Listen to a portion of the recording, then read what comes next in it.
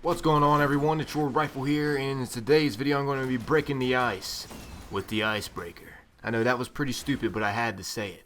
My mind was just telling me to say it, but my body... Alright, I'll just stop with this shit. Anyways, to get this started, the icebreaker is considerably one of the best sniper rifles in the game. And I can't disagree with that, because if I did disagree with that, I'd be in denial.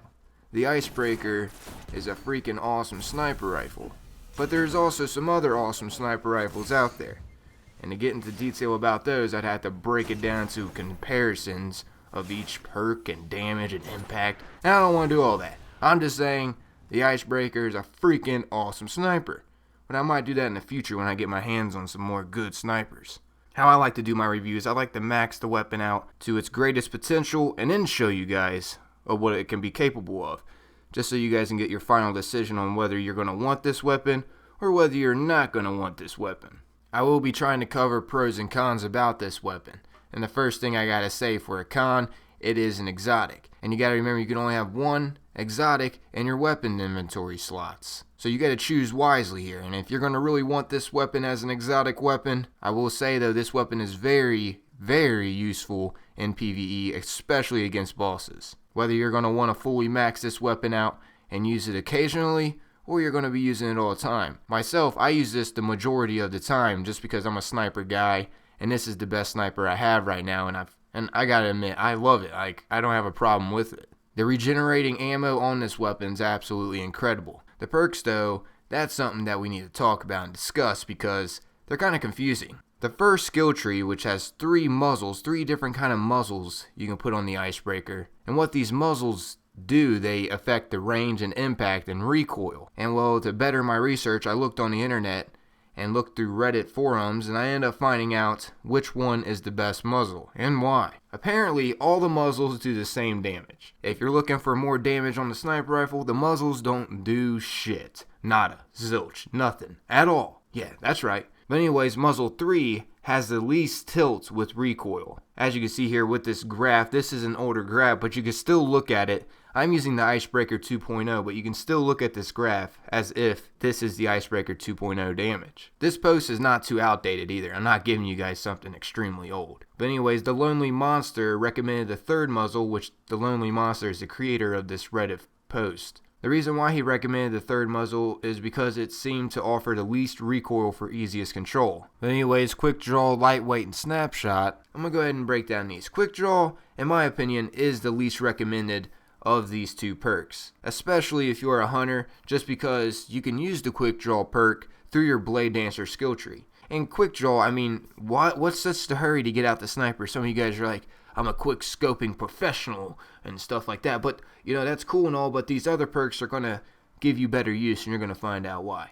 Alright, so to start off the next perk, lightweight, which this gives you +2 to agility, which can make you faster. And that can come in handy in certain areas, and not to mention running faster with a sniper rifle, hey, that can be a bonus. Map control is important in PvP, and not to mention in PvE, running can be important as well. Dodging bullets, finding cover, and even getting through the Crota's End raid, the first part especially. And not to mention when you're going for the second chest, and you have to get through the shriekers, and you have to keep running. All in all, agility is important, and in my opinion, this is my favorite perk out of the two. The reason why is because I find it the most useful. But then again, maybe your agility is already good enough, and you might find snapshot more useful.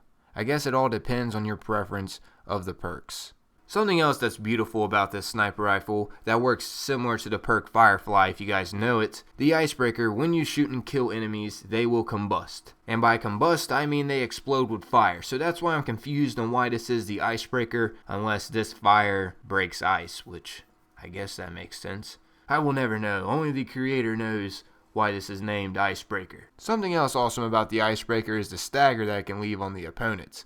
You just have to find your opponent's critical, which for Fogoth, it's in its belly button. This weapon is extremely useful for the Crota's End raid, especially against these boomer knights here that rain down fire on your squad. The reason why is because the Icebreaker destroys these knights in 2 shots. and each time you shoot the knights in the head, it staggers them, leaving them vulnerable for another headshot if you landed your first headshot. Not all sniper rifles can do this to a knight, so this icebreaker is a great way to take down knights, and a great way to really take down a lot of opponents. You just once again want to make sure you find the enemy's criticals. And how you can obtain this sniper rifle, you can get it from Zer if he ever does end up selling it, which he had sold it before. You can also get it from the Nightfall, which is how I ended up getting it. It can also be earned from a legendary or exotic engram. It can be rewarded as a random completion award, or from chests in the Vault of Glass and Crota's End. If you get the icebreaker in the Vault of Glass chest though, it won't be the 2.0 version. You're going to have to end up getting an exotic shard and exchanging it with Zer to end up getting the 2.0 version. But in the Crota's End, if you do end up getting it, it will come as a 2.0. By 2.0 I mean there was a patch. There used to be these older weapons which didn't do as much damage as these newer weapons now, and I'm just calling them 2.0 just because it was just a little patch that made stronger weapons, and what made the exotic shards come into play. But nonetheless, overall, in my honest opinion of using this sniper rifle, and still even using this sniper rifle all the time, it's worth it. This sniper rifle is worth the upgrade, and if you find a way to get your hands on this sniper rifle, well, congratulations, because you just got your hands on something freaking amazing. Something to keep in mind with this sniper rifle, the no backpack perk effect causes the weapon to have no reserve ammunition. Instead, as long as the weapon is equipped, by equipped I mean in your special weapon slot, not actually having it out and shooting with it. But you can have it out, I just mean as long as it is in your special weapon slot. The weapon automatically generates one bullet directly to the magazine every 5 seconds, until it reaches the 6-round cap. When the weapon is first equipped, it will have 0 ammunition, but it will begin to regenerate ammo immediately. So keep that in mind, guys, with the no backpack effect.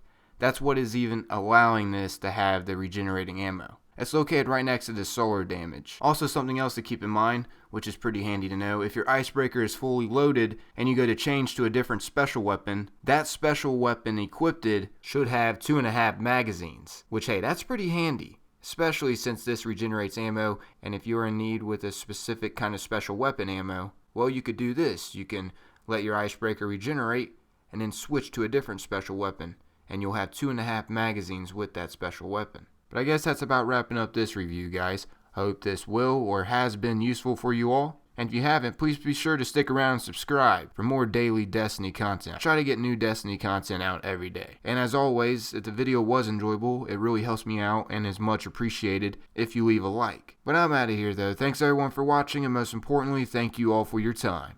Peace. And in today's video, I'm going to be going over all 35 new ships in the Dark Below.